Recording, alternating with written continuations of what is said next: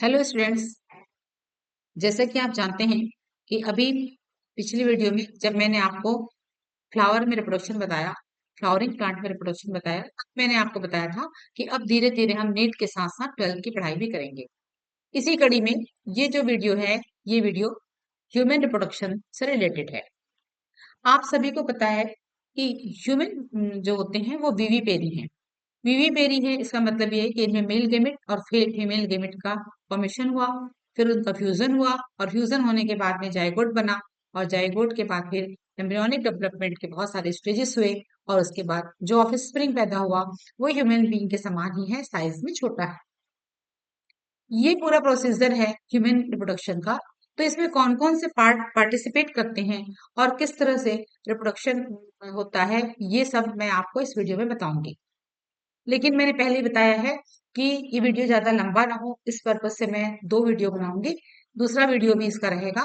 तो पहले आप ह्यूमन रिप्रोडक्शन में मेल और फीमेल रिप्रोडक्टिव ऑर्गन को देख लीजिए और गेमेट फॉर्मेशन के प्रोसेस को आप यहाँ पर पहले इस वीडियो में हम देखेंगे।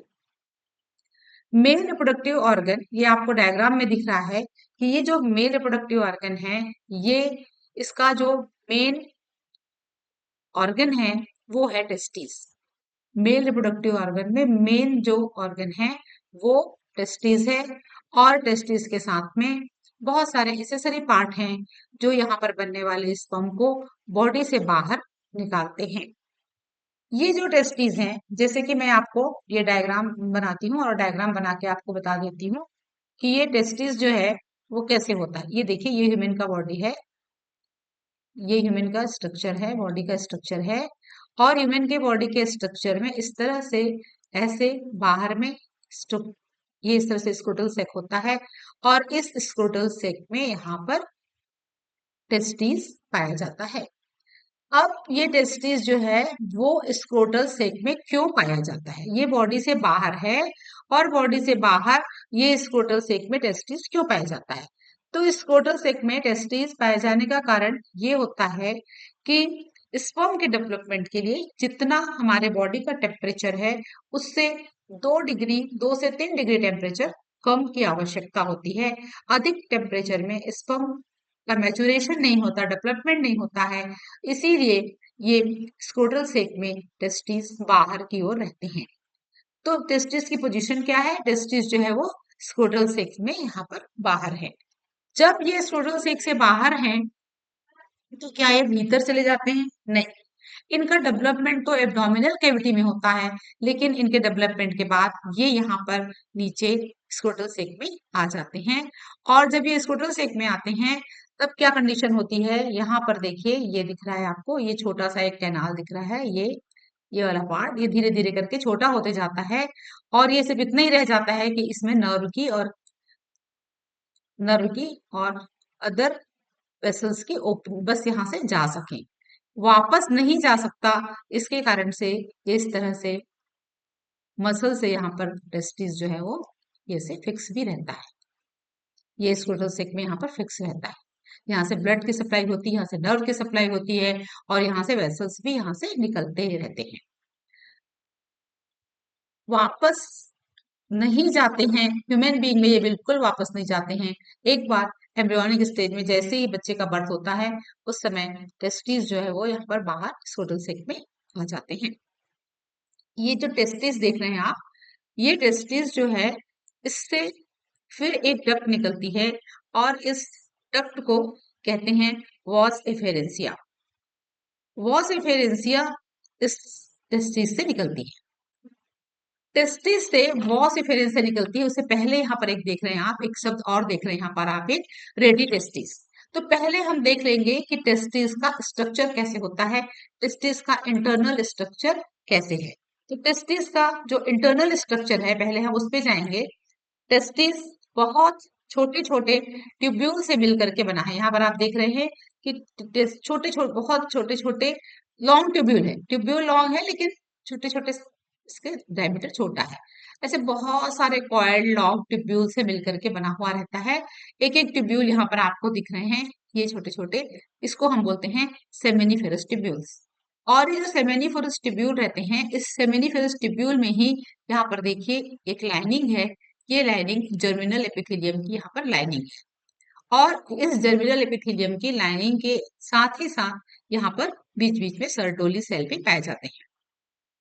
ये जो जर्मिनल एपिथेलियम की लाइनिंग है, इसी जर्मिनल एपिथेलियम की लाइनिंग के सेल जो हैं वो यहाँ पर बार बार डिवाइड होते हैं और डिवाइड होकर के स्पर्म का फॉर्मेशन करते हैं। और सर्टोली सेल जो होता है, ये सर्टोली सेल इस डेवलपिंग स्पर्म को न्यूट्रिशन देता है। इसके साथ ही साथ इस तरह से सेमिनिफेरस ट्यूब्यूल पूरी तरह से यहाँ पर ये इंटरस्टिशियल यहाँ पर स्ट्रक्चर दिख रहा है, इंटरस्टिशियल सेल जो है यहाँ पर प्रेजेंट होते हैं। इंटरस्टिशियल सेल्स जो होते हैं उनको लीडिंग सेल भी कहते हैं, और इंटरस्टिशियल सेल या लीडिंग सेल से मेल हार्मोन टेस्टेरोन का सिक्रीशन होता है। स्पर्म का डेवलपमेंट कहाँ हुआ? स्पर्म का डेवलपमेंट इसी सेमिनिफेरस ट्यूब्यूल में हुआ। अब जब स्पर्म का डेवलपमेंट सेमिनिफेरस ट्यूब्यूल में हुआ, तो सेमिनिफेरस ट्यूब्यूल में स्पर्म का डेवलपमेंट होने के बाद सारे ट्यूब्यूल्स धीरे धीरे करके एक साथ मिल जाते हैं, और एक साथ मिलने के बाद यहाँ पर एक स्ट्रक्चर बनाते हैं रेटिटेस्टिस, और ये सब रेटिटेस्टिस मिलते हैं और ये सब मिल करके बनाते हैं वॉस इफेरेंसिया। तो इस प्रकार से ये बना वॉस इफेरेंसिया का यहाँ पर फॉर्मेशन हुआ। और ये जो वॉस इफेरेंसिया है ये जाकर के खुलता है एपिडर्मिस में। ये देख रहे हैं एपिडर्मिस, ये दिख रहा है आपको एक स्ट्रक्चर, ये स्ट्रक्चर दिख रहा है। ये एपिडर्मिस जो है वो पोस्टीरियर सरफेस में रहता है।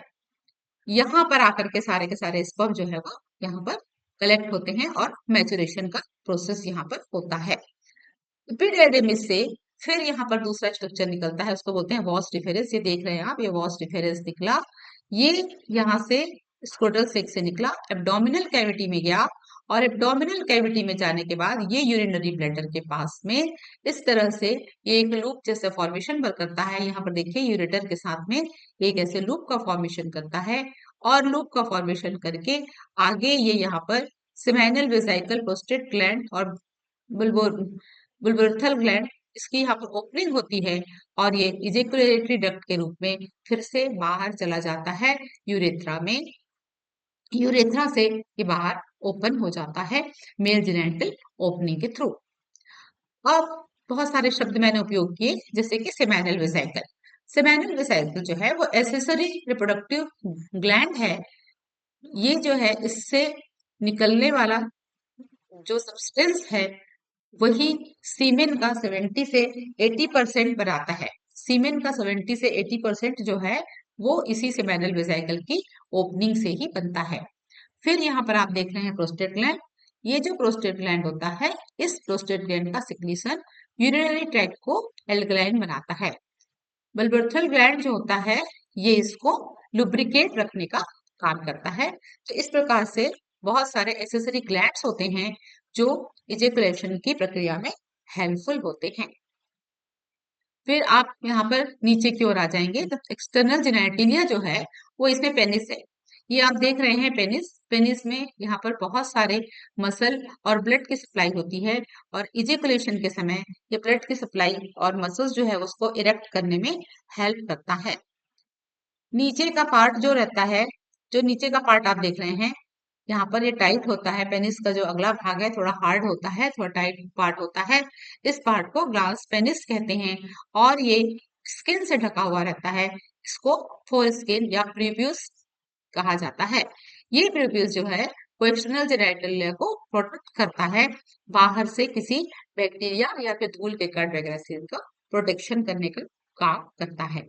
तो इस तरह से आपने देखा कि मेल रिप्रोडक्टिव ऑर्गन में मेन रिप्रोडक्टिव ऑर्गन टेस्टिस है, और उसके साथ साथ बहुत सारे एक्सेसरी हैं, और बहुत सारे एजिकुलेट और बहुत सारे पार्ट्स हैं, एक्सेसरी पार्ट्स हैं, जैसे कि इसमें यहाँ पर है एपिडर्मिस है, फिर उसके बाद यहाँ पर vas efferentia, vas deferentia, seminal vesicle, prostate gland, bulbourethral gland, ये सभी मेल रिप्रोडक्टिव ऑर्गन के पार्ट हैं। अब जैसे कि मेल रिप्रोडक्टिव ऑर्गन के हमने पार्ट्स देखे, फिर देखिए कि सेमिनिफेरस जो ट्यूब्यूल होता है उसमें स्पर्म का फॉर्मेशन होता है। स्पर्म का फॉर्मेशन कैसे होता है? सेमिनिफेरस ट्यूब्यूल में स्पर्म का फॉर्मेशन कैसे होता है? तो स्पर्म का फॉर्मेशन होने के लिए जो प्रोसेस होता है उस प्रोसेस को कहते हैं स्पर्मेटोजेनेसिस का प्रोसेस।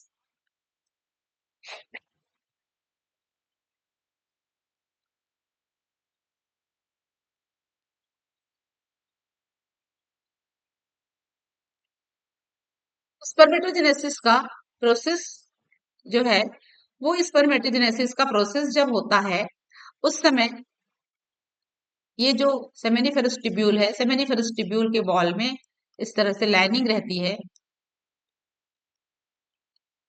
इस तरह से लाइनिंग है, और ये जो लाइनिंग है इससे सेल बार बार डिवाइड होते हैं। ये एपिथेलियल सेल की लाइनिंग है, इससे बार बार सेल डिवाइड होते हैं, और बार बार सेल डिवाइड होते हैं, और एक सेल जो है वो इनमें से कुछ सेल साइज में बड़े हो जाते हैं, और जो सेल साइज में बड़े हो जाते हैं उन सबको स्पर्म मदर सेल कहते हैं। और ये जो है वो डिवाइड हुए सेल हैं, इन ये सभी अभी 2n होते हैं। इसमें क्रोमोसोम की जो संख्या होती है वो अभी भी यहाँ पर ये 46 ही क्रोमोसोम की संख्या है। अब जब गेमिट बनते हैं तो इस 46 क्रोमोसोम की संख्या से क्रोमोसोम की संख्या को होना है 23। क्रोमोसोम की संख्या 23 कैसे होती है? क्योंकि गेमिट जो होते हैं वो हमेशा एप्लाइड होते हैं, तो इनकी संख्या जो है वो कैसे कम होती है ये आप यहाँ पर देखिए। ये देखिए यहाँ पर सेल बनी, ये है स्पर्मेटोगोनियम कहते हैं इसको, या इसको स्पर्म मदर सेल कहते हैं। सबसे पहला फेज जो होता है वो प्रोलिफिकेशन का फेज होता है, और प्रोलिफिकेशन के फेज में सेमिनिफेरस ट्यूब्यूल की सेल्स बार बार माइटोसिस डिवीजन से डिवाइड होती हैं, और माइटोसिस डिवीजन से बार बार डिवाइड होने के बाद ये एक बड़े साइज का सेल बनाती हैं, और ये जो बड़े साइज का सेल होता है वो बड़े साइज का सेल जो है वो स्पर्मेटागोनिया या स्पर्म मदर सेल कहलाता है। ये साइज में बड़ा हो जाता है, और इसके साइज में बड़े होने का फेज जो है वो ग्रोथ फेज कहलाता है। तो पहला फेज है मल्टीप्लिकेशन का फेज, और दूसरा फेज है ग्रोथ फेज। मल्टीप्लिकेशन फेज और ग्रोथ फेज दोनों में ही यहाँ पर क्रोमोसोम की जो संख्या होती है वो क्रोमोसोम की संख्या 46 ही है। यहाँ पर भी क्रोमोसोम की संख्या 46 है, या मतलब 2n है यहाँ पर। लेकिन जैसे ही डिवीजन फेज आता है तो डिवीजन फेज जो होता है वो मियोसिस फेज है। मियोसिस फेज मतलब अर्धसूत्र विभाजन, मियोसिस फेज में एक सेल से दो सेल का फॉर्मेशन हुआ, और ये जो पहला सेल है जो प्राइमरी स्पर्मेटोसाइट है, स्पर्म मदर सेल से जो सेल बड़ा हो गया साइज में वो प्राइमरी स्पर्मेटोसाइट था। इसमें क्रोमोसोम 2n था, 46 था। अब इस प्राइमरी स्पर्मेटोसाइट्स में डिवीजन हुआ, डिवीजन फेज में डिवीजन शुरू हुआ, ये मियोसिस के थ्रू हुआ, अर्धसूत्री विभाजन से हुआ, और यहाँ पर क्रोमोसोम की संख्या जो है यहाँ पर देख रहे हैं आप एन हो गई। एन हो गई मतलब यहाँ पर 23 हो गई। इसके बाद में इसको कहते हैं सेकेंडरी स्पर्मेटोसाइट। सेकेंडरी स्पर्मेटोसाइट में फिर से डिवीजन होता है, मियोसिस 1 और मियोसिस 2। मियोसिस 2 में एक एक जो सेकेंडरी स्पर्मेटोसाइट है उससे फिर से दो सेल बन जाते हैं, और इसमें भी क्रोमोसोम की संख्या 23 ही रहती है, मतलब एन ही है। अब आप यहाँ पर देखिए कि एक प्राइमरी स्पर्मेटोसाइट से कितने स्पर्मेटिड बने? 4 स्पर्मेटिड बने। ध्यान से देखिए, एक प्राइमरी स्पर्मेटोसाइट से 4 स्पर्मेटिड बने, और ये स्पर्मेटिड राउंड शेप के हैं। ये पूरी तरह से अभी मेल गैमेट नहीं बने हैं, मेल गैमेट स्पर्म का फॉर्मेशन अभी तक नहीं हुआ है। मेल गैमेट स्पर्म का फॉर्मेशन होता है मेटामॉर्फोसिस फेज में। यहाँ पर इनका मेटाफॉर्मेसिस होता है, और इस प्रोसेस को स्पर्मियोजेनेसिस भी कहा जाता है। स्पर्मियोजेनेसिस मेटामॉर्फोसिस का फेस होता है, और जो राउंड शेप का स्पर्मेटिड है वो स्पर्म में बदल जाता है। स्पर्म स्पर्म का शेप क्या होता है ये हम इसके आगे स्लाइड में मैं आपको दिखाऊंगी कि स्पर्म का शेप कैसा होता है। अब आप देखिए कि स्पर्म कैसा है। तो यहाँ पर आप एक टिपिकल स्पर्म का स्ट्रक्चर देख रहे हैं। एक टिपिकल स्पर्म का जब आप स्ट्रक्चर देखेंगे तो इसमें कौन कौन सी चीजें होती हैं, तो सबसे पहला जो पार्ट है उसका ये हेड होता है, और इस हेड में क्रोमोसोम, एक न्यूक्लियस होता है, और इस न्यूक्लियस में 23 होता है, क्रोमोसोम की संख्या 23 होती है। इस हेड के ऊपर में एक कैप लाइक स्ट्रक्चर बना हुआ रहता है, और इस कैप लाइक स्ट्रक्चर को एक्रोसोम कहते हैं। इसमें एंजाइम मिलता है, और इससे निकलने वाला जो एंजाइम है वो एग के लेयर को तोड़ता है और स्पर्म के ओवम में पेनेट्रेट होने में हेल्पफुल है। फिर आप यहाँ पर देख रहे हैं दूसरा पार्ट जो है वो, तीसरा पार्ट है नेक का पार्ट है, और इस नेक के पार्ट में सेंट्रियोल पाए जाते हैं। ये जो सेंट्रियोल होता है ये माइटोसिस स्पिंडल के फॉर्मेशन में सेल डिवीजन के समय हेल्प करता है। फर्टिलाइजेशन के बाद जब सेल डिवीजन होता है तब ये स्पिंडल फाइबर के फॉर्मेशन में हेल्प करता है। इसके बाद फिर आप पोर्शन आता है मिडिल पीस, और इस मिडिल पीस में माइटोकॉन्ड्रिया पाए जाते हैं। स्पर्म को चलने के लिए, क्योंकि स्पर्म मोटाइल है और उसको चलने के लिए एनर्जी की जरूरत पड़ती है, और यहाँ पर मिडिल पीस से में जो माइटोकॉन्ड्रिया है उसके एटीपी से स्पर्म को चलने के लिए एनर्जी मिलता है। लास्ट जो पार्ट होता है वो टेल का पार्ट होता है। ये टेल का पार्ट ये लोकोमोशन करने के लिए हेल्पफुल है, जिससे कि स्पर्म आगे बढ़ता है। अभी बात हो रही है स्पर्म की, लेकिन जब ये इजेकुलेशन होता है तो इजेकुलेशन के समय केवल स्पर्म नहीं जाते हैं, वो पूरी तरह से एक सोल्यूशन जो है वो जिसमें स्पर्म होते हैं उसको कहते हैं सीमेन, और सीमेन ही इजेकुलेट होता है और फीमेल के वेजाइना तक जाता है। तो सीमेन जो होता है ये seminal vesicle, prostate gland, बल्बोरियन gland, सभी के जो सिक्रीशन होते हैं उसके साथ में स्पर्म मिला हुआ रहता है। इसी को सीमेन कहते हैं, और सीमेन में बहुत ज्यादा फ्रुक्टोज होता है, कैल्शियम होता है, और बहुत सारे एंजाइम्स भी इसमें पाए जाते हैं। इस प्रकार से आपने देखा कि किस कैसे मेल रिप्रोडक्टिव ऑर्गन में जो स्पर्म होता है वो बहुत ज्यादा संख्या में बनते हैं, और बहुत ज्यादा संख्या में नियम यही कहता है कि जिसके नष्ट होने की संभावना ज्यादा रहती है वो अधिक मात्रा में बनते हैं, और जिसके नष्ट होने की संभावना कम रहती है वो कम मात्रा में बनते हैं। तो स्पर्म के नष्ट होने की संभावना बहुत ज्यादा रहती है, क्योंकि उसको वेजाइना से तैर करके एग तक पहुंचना है, इसलिए उनकी संख्या ज्यादा रहती है।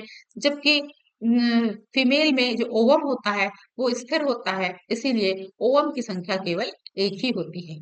इसके आगे की स्लाइड में फीमेल रिप्रोडक्टिव ऑर्गन आप जो है वो इसकी स्टडी करेंगे। Female reproductive organ, female reproductive organ जैसे कि मेल रिप्रोडक्टिव ऑर्गन में मैंने आपको बताया कि टेस्टिस का डेवलपमेंट एम्ब्रियोनिक स्टेज में एब्डोमिनल कैविटी के भीतर ही होता है।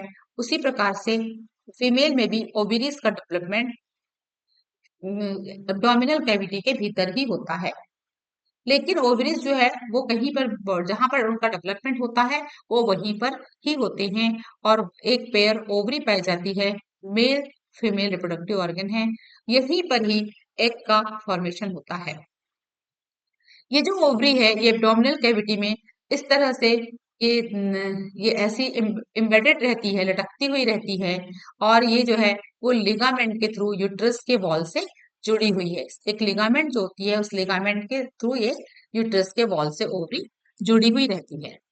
दूसरा, फिर ओवरी के बाद जो इसके डक्ट होते हैं, वो पहला डक्ट है वो है फेलोपियन ट्यूब। ये जो फेलोपियन ट्यूब है, ये फेलोपियन ट्यूब का कि यहाँ पर पहला भाग देखिए, तो सबसे पहला भाग जो होता है वो इसका भाग यहाँ पर आप देख रहे हैं। ये ये जो फेलोपियन ट्यूब का पहला भाग होता है वो भाग होता है, उसको हम कहते हैं इन्फेंडिबुलम। फिर उसके बाद आता है एम्पुला, और उसके बाद आता है इस्थमस। इस्थमस जो है वो यहाँ पर यूट्रस के साथ में आकर के जुड़ा हुआ रहता है।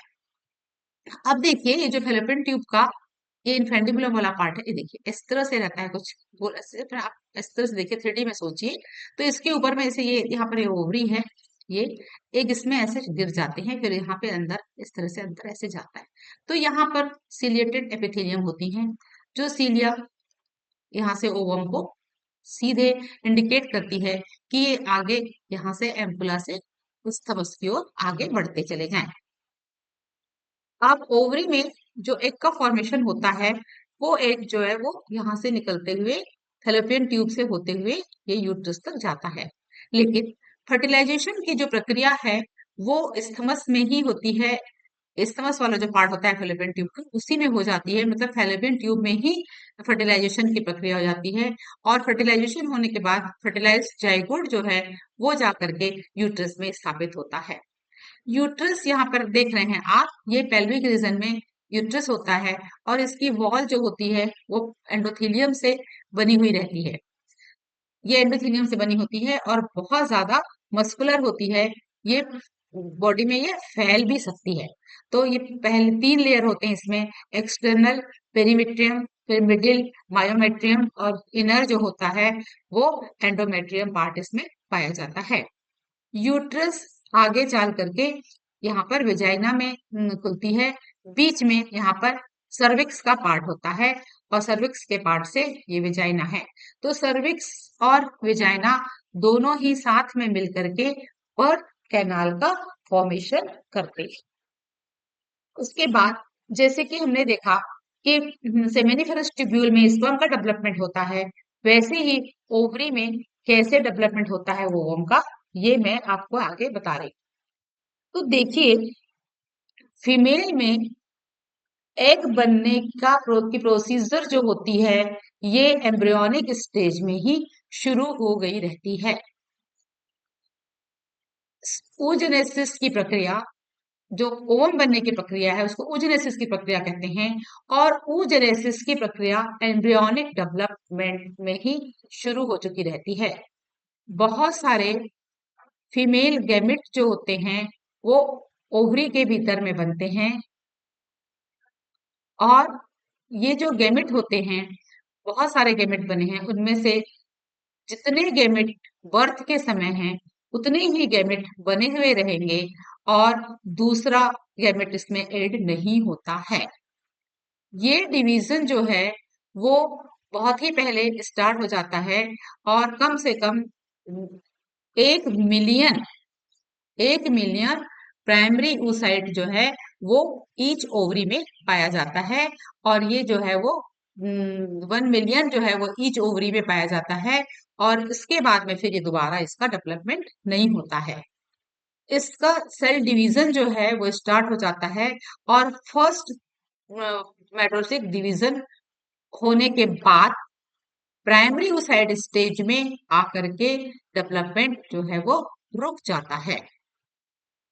जब पिविट्री होता है, पिविट्री के समय प्राइमरी oocyte ग्रेनुलोसा सेल से कवर्ड हो जाते हैं और ये प्राइमरी फॉलिकल कहलाते हैं। यहाँ पर आप देखिए, ये देखिए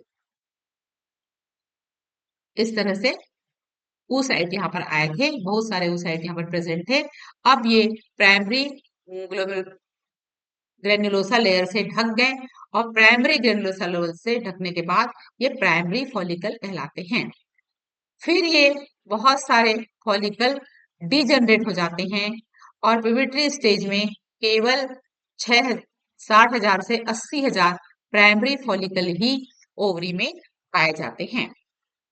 बाद में प्राइमरी फॉलिकल के ऊपर में एक और नया थीका लेयर बन जाता है और थीका लेयर बनने के बाद में ये सेकेंडरी फॉलिकल कहलाते हैं। मतलब कहने का ये हुआ कि जो प्राइमरी oocyte बने थे, जो मिलियंस थे एम्ब्रियोनिक स्टेज में, वो कम होते गए पिविटरी स्टेज में और पिविटरी स्टेज में आकर के ये 60,000 से 80,000 तक ही बस बचे, बाकी सब डिस्ट्रॉय हो गए। लेकिन संख्या बढ़ती नहीं है, संख्या डिस्ट्रॉय भले होगी, कम भली होगी, लेकिन बढ़ेगी नहीं। अब फिर यहाँ पर ये बना सेकेंडरी फॉलिकल बना। इसके बाद अगले स्टेप में यहाँ पर देखिए कि सेकेंडरी स्टेप के बाद यहाँ पर एक तीसरा स्टेप भी आ जाता है। यहाँ पर एक बीच में कैविटी आप देख रहे हैं, यहाँ पर ये कैविटी दिखने लगती है। इसको एट्रियम कहते हैं। और जब इस एट्रियम का फॉर्मेशन होता है उस समय ये टर्सरी फॉलिकल कहलाता है। ये देख लीजिए आप, ये oocyte है, जोना पेलुसिडा लेयर है ये पूरा। और यहाँ पर ये देखिए एंट्रम, ये देख रहे हैं आप एंट्रम, ये दिख रहा है आपको। ये एंट्रम यहाँ पर प्रेजेंट होता है। जब ये फॉलिकल मैच्योर होते हैं तब इनको ग्रेफियन फॉलिकल कहते हैं। और जब मैच्योरेशन का समय आता है तो जोना पेलिसोडा लेयर, ये देखिए सबसे बाहर में है ग्रेनुलोसा लेयर, और ग्रेनुलोसा लेयर के बाद में यहाँ पर आप देखिए, यहाँ पर ये देख लीजिए, यहाँ पर ये बाहर में ये थीका इंटरना, थीका एक्सटर्ना ये बना हुआ है। और इसके बाद में फिर आप यहाँ पर देखिए एक और नया स्ट्रक्चर बन गया है कोरोना रेडिएटा, ये इसको पूरी तरह से घेरा हुआ रहता है, तब ये बन गया है Graafian follicle. Zona pellucida layer के ऊपर एक और लेयर है कोरोना रेडिएटा का लेयर, तब ये बन गया है पूरी तरह से ग्रेफियन फॉलिकल। और यही ग्रेफियन फॉलिकल जो है ये रप्चर होता है, और रप्चर होता है और रप्चर होकर के ओवरी से बाहर निकलता है, उस प्रोसेस को ही ओव्यूलेशन कहा जाता है। ये क्वेश्चन में पूछा जाता है कि ओव्यूलेशन क्या है। तो ओव्यूलेशन तब होता है जब ग्रेफियन फॉलिकल रप्चर होता है, और रप्चर होकर के जब ग्रेफियन फॉलिकल ओवरी से बाहर निकलता है तो ग्रेफियन फॉलिकल का ओवरी से बाहर होकर के बाहर निकलना ओव्यूलेशन का प्रोसेस कहलाता है। जैसे कि स्पर्मेटोजेनेसिस हुआ वैसे ही oogenesis भी हुई। oogenesis का प्रोसेस स्पर्मेटोजेनेसिस के जैसा ही है, बिल्कुल दोनों एक जैसे ही हैं, सेम वही फेस है। पहला प्रोलिफिकेशन फेस होता है, प्रोलिफिकेशन फेस के बाद में मैचुरेशन फेस आता है, और मैचुरेशन फेस के बाद में फिर डिवीजन फेस आता है। यहाँ पर देखिए आप, ये ओगोनियम है, ओगोनियम मतलब ओवम मदर सेल। फिर ये ग्रोथ कर लिया, मतलब ग्रोथ फेस आया, ग्रोथ फेस आने पर प्राइमरी oocyte बना, प्राइमरी oocyte बनेगा तो यहाँ पर क्रोमोसोम की संख्या 46 रहेगी। फिर प्राइमरी oocyte में मियोसिस डिवीजन होगा, फर्स्ट मियोसिस डिवीजन में 2 सेल बने। लेकिन ये जो दूसरा सेल बना ये सेम साइज का नहीं रहेगा, ये साइज में छोटा होगा, इसको पोलर बॉडी कहा जाता है। और यहाँ पर बना सेकेंडरी oocyte। सेकेंडरी oocyte में फिर से डेवलपमेंट हुआ, सेकेंडरी oocyte में यहाँ पर डेवलप होने के बाद में यहाँ पर बना ओवम। ओवम बना, लेकिन ये जो यहाँ पर ओवम बना, एक ओवम बना, और यहाँ पर फिर से पोलर बॉडी बना, और ये जो पोलर बॉडी है उससे फिर से ये पोलर बॉडी बने। कहने का मतलब ये हुआ कि प्राइमरी oocyte से केवल एक ही ओवम बना, जबकि स्पर्मेटोजेनेसिस में आपने क्लियर देखा था कि स्पर्मेटोजेनेसिस में एक प्राइमरी स्पर्मेटोसाइट से 4 स्पर्म बने थे। डिफरेंस भी आता है कि दोनों के बीच में क्या डिफरेंस है, तो ये डिफरेंस है कि प्राइमरी oocyte से केवल एक ही ओवम बनता है, जबकि प्राइमरी स्पर्मेटोसाइट से 4 स्पर्म का फॉर्मेशन होता है। स्पर्मेटोजेनेसिस के प्रोसेस में सेकेंडरी स्पर्मेटोसाइट का मेटामॉर्फोसिस होता है, जबकि इस तरह से मेटामॉर्फोसिस की कोई प्रक्रिया oogenesis की में नहीं पाया जाता है। तो ऐसे आप देख रहे हैं कि किस प्रकार से स्पर्म का फॉर्मेशन हुआ और किस प्रकार से एक ओवम का फॉर्मेशन हुआ। फीमेल में जो फीमेल प्राइमेट होते हैं, फीमेल प्राइमेट में मेंस्ट्रुएशन साइकिल पाया जाता है। जब ओव्यूलेशन की प्रक्रिया होती है, और ओव्यूलेशन की प्रक्रिया के बाद फर्टिलाइजेशन की प्रक्रिया होती है। फर्टिलाइजेशन की प्रक्रिया से पहले पूरी तरह से यूट्रस को बनाना रहता है, और यदि कहीं एक का फर्टिलाइजेशन नहीं हुआ तो वो एक बॉडी से बाहर निकल जाता है। यदि कहीं फर्टिलाइजेशन नहीं हुआ तो मैच्योर एग जो ओवरी से यहाँ पर ओव्यूलेशन के द्वारा नीचे गिरा था, और फॉलोपियन ट्यूब से होकर के जो यूट्रस में कुछ देर तक रेस्ट करता है, कुछ समय तक रेस्ट करता है, यदि फर्टिलाइजेशन नहीं हुआ तो वो बॉडी से बाहर निकल जाता है। इस प्रोसेस को मेंस्ट्रुएशन साइकिल कहते हैं, या इसी को फीमेल रिप्रोडक्टिव साइकिल भी कहा जाता है। फीमेल रिप्रोडक्टिव साइकिल इसको कंट्रोल करते हैं, यूट्रस के हार्मोन भी कंट्रोल करते हैं, ओवेरियन हार्मोन भी कंट्रोल करते हैं, और इसको कंट्रोल करते हैं पिट्यूटरी हार्मोन भी इसको कंट्रोल करते हैं। जो सबसे पहले जब मेंस्ट्रुएशन साइकिल किसी फीमेल में स्टार्ट होता है तो उसको मेनॉर्ज कंडीशन कहते हैं, मेनॉर्ज कहा जाता है ये मेंस्ट्रुएशन साइकिल के स्टार्ट होता है उसको। फिर इसमें हार्मोन के इन्वॉल्वमेंट होते हैं, उसमें जो हार्मोन इन्वॉल्व होते हैं पिट्यूटरी हार्मोन, उस पिट्यूटरी हार्मोन को गोनेडोट्रोपिन हार्मोन कहा जाता है। और जब ओल्ड एज में महिलाओं में मेंस्ट्रुएशन साइकिल बंद हो जाता है तो उसको मेनोपॉज कहा जाता है। ये देखना है कि मेंस्ट्रुएशन फेज जो है वो किस तरह से होता है। तो शुरुआत के 3 से 1 से 5 दिन तक, एक से अलग अलग लेडीज में अलग अलग है, 1 दिन से लेकर के 5 दिन तक मेंस्ट्रुएशन साइकिल चलता है। मेंस्ट्रुएशन साइकिल चलने के बाद आता है फॉलिकुलर फेज। फॉलिकुलर फेज में ओवरी के भीतर में फॉलिकल का इस तरह से डेवलपमेंट होता है। ये देखिए इस तरह से primary follicle, secondary follicle, tertiary follicle ये बने और ग्रेफियन फॉलिकल का फॉर्मेशन हुआ। जब इस तरह से फॉर्मेशन हो रहा है तब आप देख रहे हैं कि जो गोनाडोट्रोपिन हार्मोन है, एफएसएच और एलएच दोनों धीरे धीरे करके बढ़ रहे हैं। जब पूरी तरह से ग्रेफियन फॉलिकल बन जाता है और ओव्यूलेट, इसी समय यहाँ पर देखिए, यहाँ पर ओवेरियन हार्मोन एस्ट्रोजन भी बढ़ रहा है। लेकिन ओव्यूलेशन का जब समय आता है तो ओव्यूलेशन के समय जो गोनाडोट्रोपिन हार्मोन है वो अपने पिक में होते हैं। ये लगभग 14 डेज होता है।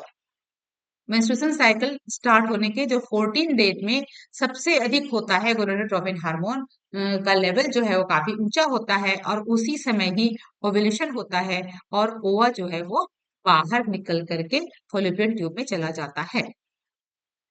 इसके बाद जो प्रोसेस शुरू होता है वो प्रोसेस है पिट्यूटरी ग्लैंड पे। फिर प्रोजेस्टेरोन हार्मोन पिट्यूटरी ग्लैंड से निकलता है, सॉरी प्रोजेस्टेरोन हार्मोन निकलता है जो ये जहां पर ओवेरियन ये जो दिख रहे हैं आपको फॉलिकल, ग्रेफियन फॉलिकल टूटा है तो ग्रेफियन फॉलिकल के टूटने से कार्पस ल्यूटियम बनता है और ये जो कार्पस ल्यूटियम है इसी से प्रोजेस्टेरोन का सिक्रीशन होता है। तो जैसे ही ये टूटा वैसे ही यहाँ पर देखिए आप प्रोजेस्टेरोन का सिक्रीशन बढ़ जाता है। जब प्रोजेस्टेरोन का सिक्रीशन यहाँ से बढ़ता है तो जो प्रोजेस्टेरोन का काम क्या है कि जो यहाँ पर ये देख रहे हैं आप ओवरी के वॉल है, ओवरी के वॉल को रिच करना और यहाँ पर फर्टिलाइजेशन यदि हो जाता है तो यहाँ पर आकर के जाइगोट यहाँ पर रेस्ट करता है और यहीं से एम्ब्रियोनिक डेवलपमेंट होता है और प्रेगनेंसी को मेंटेन करता है प्रोजेस्टेरोन हार्मोन। लेकिन यदि कहीं प्रेगनेंसी नहीं हुई तो फिर से मेंस्ट्रुएशन साइकिल होगा और जब ये स्टेज आएगी तब प्रोजेस्टेरोन का लेवल जो है वो एकदम से नीचे गिरेगा। प्रोजेस्टेरोन का लेवल जैसे ही नीचे गिरेगा वैसे ही मेंस्ट्रुएशन साइकिल स्टार्ट हो जाएगा और ये जो कार्पस ल्यूटियम है ये भी यहाँ पर डिस्ट्रॉय हो जाएंगे। ये एकदम से छोटे होते जाएंगे, शॉर्ट होते जाएंगे, कार्पस ल्यूटियम जो है वो छोटे होते चले जाएंगे। इस तरह से जो मेंस्ट्रुएशन साइकिल का प्रोसेस होता है उस प्रोसेस में इन्वॉल्व होते हैं ओवेरियन हार्मोन और साथ ही साथ में पिट्यूटरी ग्लैंड के हार्मोन और कार्पस ल्यूटियम से निकलने वाला हार्मोन प्रोजेस्टेरोन, जिसका बहुत बड़ा रोल होता है प्रेगनेंसी में। और यदि कहीं प्रेगनेंसी नहीं हुई तो इसी का लेवल डाउन हो जाता है और जब इसका लेवल डाउन होता है, एस्ट्रोजन का लेवल डाउन होता है, तो फिर से मेंस्ट्रुएशन स्टार्ट हो जाता है। इस प्रकार से मुझे लगता है कि मैंने यहाँ पर कभी कुछ नोट्स नहीं लिखा है, लेकिन यदि आप लोगों को कोई परेशानी होगी तो आप जो है वो मेरे को मैसेज भेज सकते हैं और आपको मैं इसका नोट्स दे सकती हूँ। लेकिन समझ में आ गया होगा तो आप इसको बहुत ध्यान से बार बार देखिए तो अच्छे से समझ में आ जाएगा। इस प्रकार से फीमेल रिप्रोडक्टिव ऑर्गन और मेल रिप्रोडक्टिव ऑर्गन का डिस्क्रिप्शन मैंने आपको इस वीडियो में किया है। अगले वीडियो में मैं आपको जो बचे हुए पार्ट है वो डिस्कशन करूंगी। Thank you very much.